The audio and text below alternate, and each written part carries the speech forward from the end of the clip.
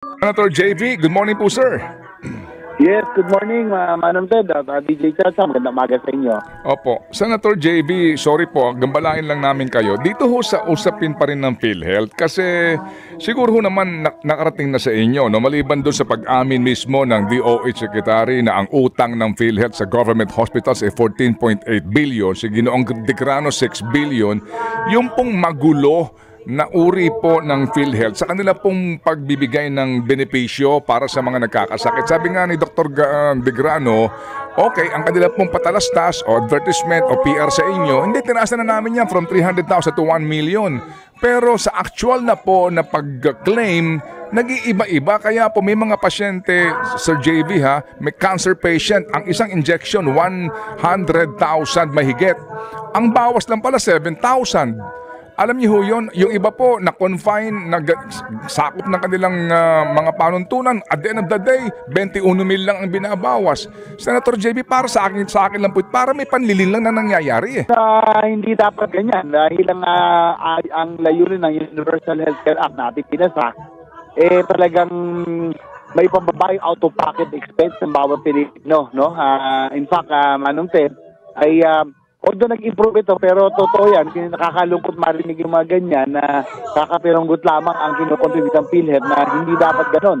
Especially sa mga indigents, yung mga senior citizen, PWD, na talagang walang kapasidad magbayad. Ang target natin po dyan, pag fully implemented ng Universal Healthcare Act, talagang zero balance billing, wala silang babayaran.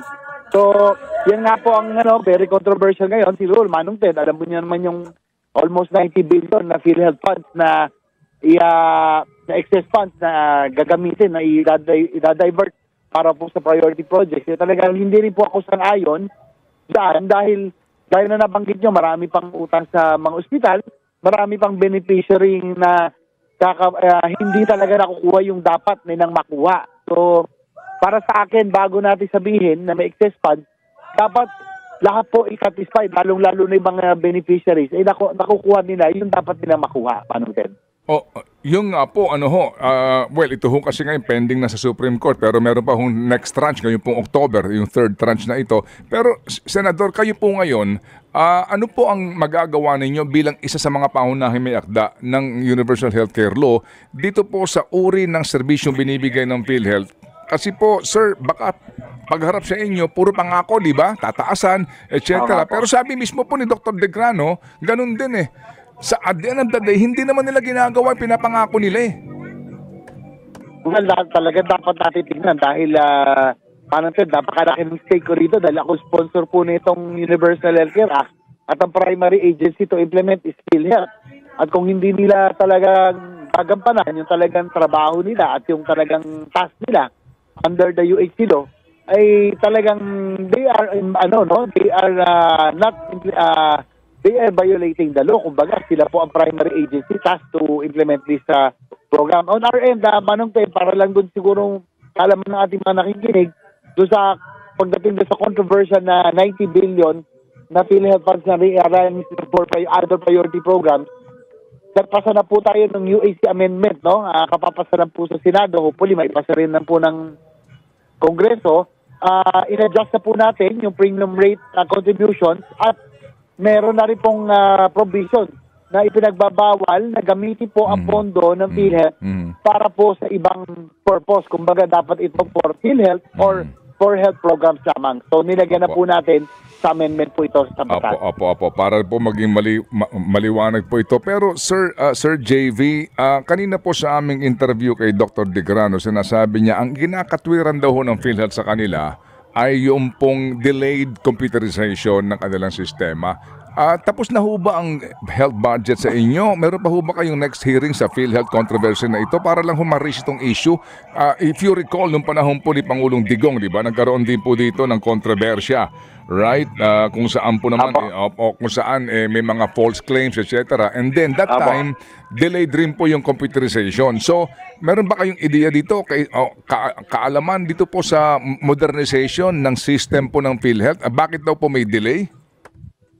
Kasalukuyan, Manong Ted, kasi sabay-sabay ho yung, yung budget committee hearing. Committee level pa lang naman, dadali pa sa plenary. Pero yan po ay talagang binusisi po yan sa aking pagkakalala. Kung di nung isang buwan lamang, ginagrill na rin po ang PhilHealth, no, tungkol po rito sa kanilang mga pagkukulang.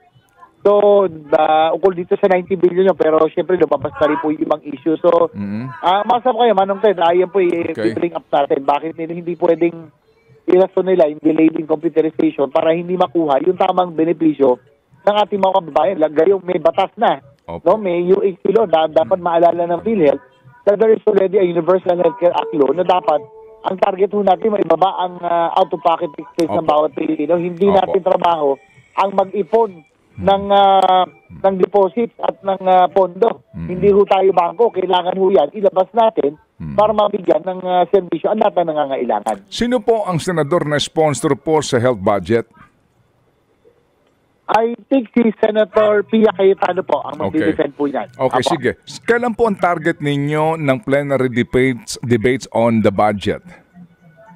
Palagay ko pagbalik na po yan, Manong Ted. Siguro itong September kasi, budget committee hearings na po kami ngayon, ongoing.